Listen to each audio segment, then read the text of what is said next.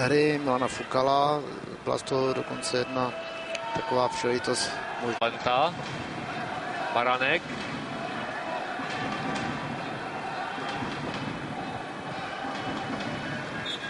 Vybojoval rohový kop, to znamená velké stěhování Fukala, Homoly i Krejčího.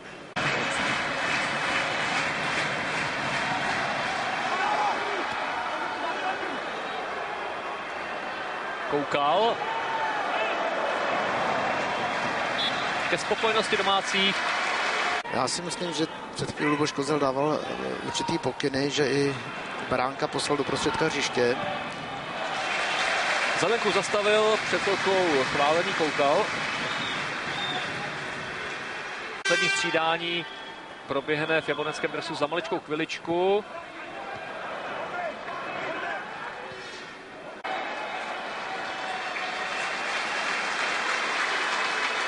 Koukal, Gašparík, Verbíř, vynikající přihrávka, Doležal, nedoležal, to byl Zdeněk Koukal.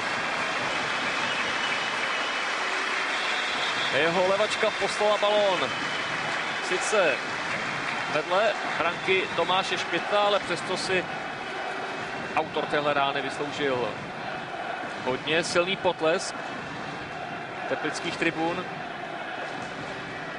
No, kdyby trefil branku, měl trefit.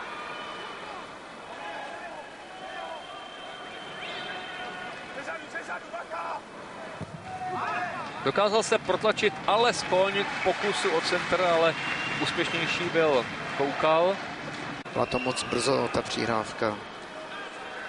Nulíček.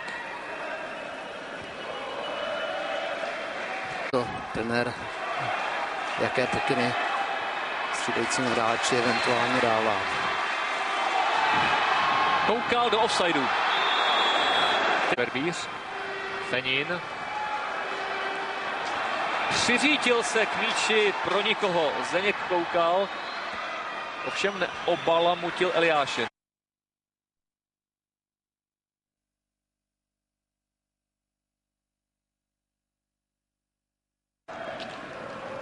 Před může postupovat dvojice Šinglár-Hudson.